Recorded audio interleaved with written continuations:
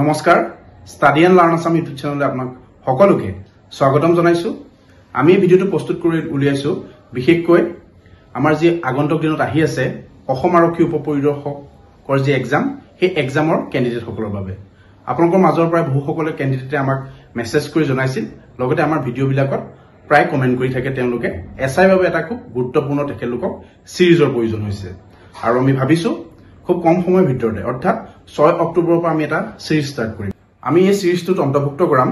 অৰ্থাৎ আসাম পুলিচ এছআইৰ যিখন সিলেবাস সেই সিলেবাসখনৰ তিনিটা মূল বিষয়, বিশেষকৈ logical reasoning, aptitude comprehension,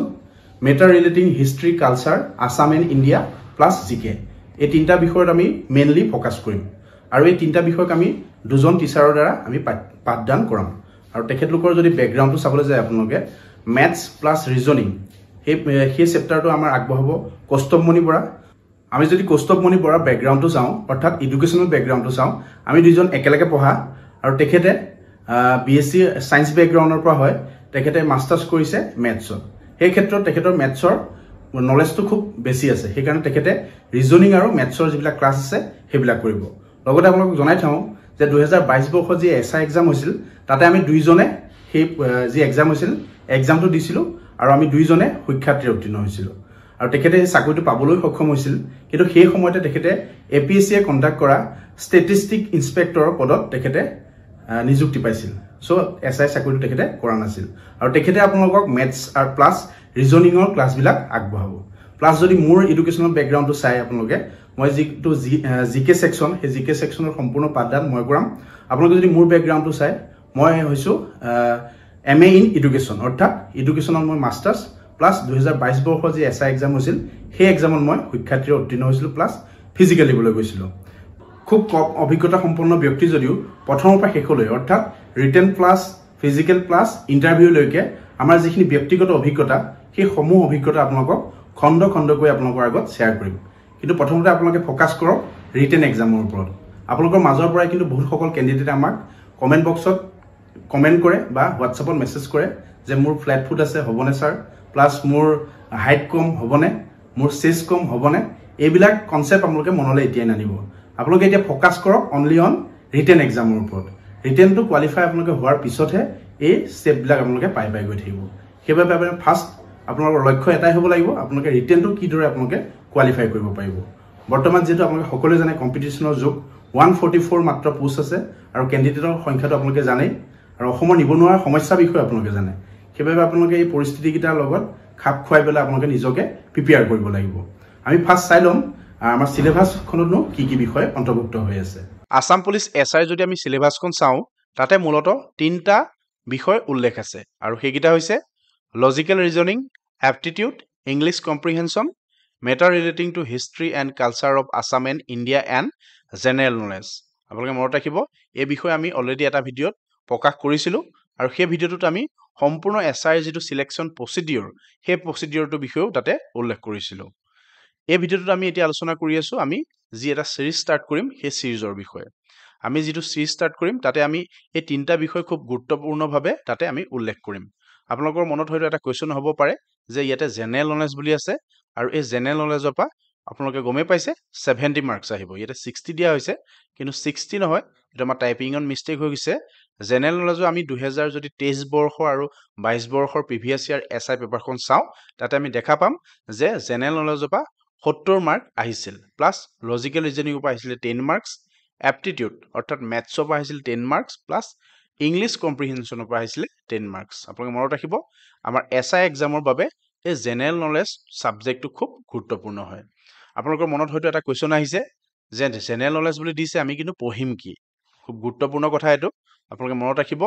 general knowledge বুলি দিয়াৰ লগে লগে আপোনালোকে পঢ়িব কি লাগিব সেই বিষয়সমূহে আমি আমাৰ চিৰিজটোত উপস্থাপন কৰিম। আপোনালোকে কেনেকৈ পঢ়িব লাগিব বা কোনটো ছাবজেক্টৰ পৰা আপোনালোকে বেছি পঢ়িব লাগিব বা সেই ছাবজেক্টটো পঢ়িলে আপোনালোকৰ বেছি লাভ হ'ব। যদি আমি প্ৰিভিয়াছ ইয়াৰ কুৱেশ্যন পেপাৰখন চাওঁ আপোনালোকে নিজেও চাব পাৰিব। মই 2টা ভিডিঅ'ত যি 2022 বৰ্ষত এছআই এক্সাম হৈছিল সেই এক্সামৰ যিখন পেপাৰ অৰ্থাৎ প্ৰশ্ন কাকত তাৰ যি 70টা জিকে কুৱেশ্যন আমি খুব ধুনীয়াকৈ ডিছকাছ কৰিছোঁ বা প্ৰতিটো কুৱেশ্যনৰ এনচাৰ আমি কৰি গৈছোঁ যিসকলে অলৰেডি চালে তেখেতলোকে গম পায় বা আপোনালোকে পোনপ্ৰথমবাৰৰ পৰা যদি আমাৰ চেনেললৈ আহিছে সেই ভিডিঅ'ৰ লিংকটো আমি ডেছক্ৰিপশ্যনত দি দিম আপোনালোকে প্ৰিভিয়াছ ইয়াৰ কুৱেশ্যন পেপাৰখন কিন্তু চাবলৈ নাপাহৰিব কি পেটাৰ্ণত কুৱেশ্যন আহিছিল বা জেনেৰেল নলেজৰ পৰা আপোনালোকৰ কেনেকুৱা কুৱেশ্যন আহিছিল আপোনালোকৰ এটা আইডিয়া হৈ যাব তথাপিও মই আপোনালোকক কৈ যাওঁ history Assam history and Indian history খুব ইম্পৰ্টেণ্ট হয় SI এক্সামৰ বাবে আপোনালোকে মনত ৰাখিব প্ৰায় 15টামান কুৱেশ্যন আসাম হিষ্ট্ৰীৰ পৰা আহিছিল 2022 বৰ্ষত প্লাছ ইণ্ডিয়ান হিষ্ট্ৰীৰ পৰাও সেই তেনেকুৱা 3-4টামান কুৱেশ্যন আহিছিল আপোনালোকে ADR আৰু SI এক্সামৰ লগত কম্পেয়াৰ নকৰিব সম্পূৰ্ণ বেলেগ হয়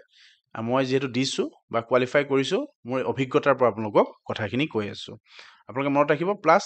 ইয়াতে যেহেতু 70 মাৰ্কছ আছে আপোনালোকে খুব ভালদৰে যদি জিকে প্ৰেক্টিছ কৰে বা খুব ভালদৰে যদি আপোনালোকে যিসমূহ সেবাৰ বুক আছে ক্লাছ 10ৰ 9ৰ বা 8ৰ সেই বুকসমূহ ফলো কৰে তাৰ পৰা আপোনাৰ অধিকাংশ কুৱেশ্যন অহা দেখা গৈছিল মই অলৰেডি এটা ছ'চিয়েল ষ্টাডিৰ সিৰিজ ষ্টাৰ্ট কৰিছিলোঁ ADR এক্সামৰ বাবে সেই সিৰিজটোত যদি আপোনালোকে চাই তাতে প্ৰায় 10টামান কুৱেশ্যন আপোনালোকে এনেকুৱা পাব যিকেইটা কুৱেশ্যন 2022 বৰ্ষৰ SI এক্সামত আহিছিল সেইবাবে আপোনালোকে মনত ৰাখিব ইয়াতে ছ'চিয়েল ষ্টাডি বুলি কিন্তু একো ইয়াতে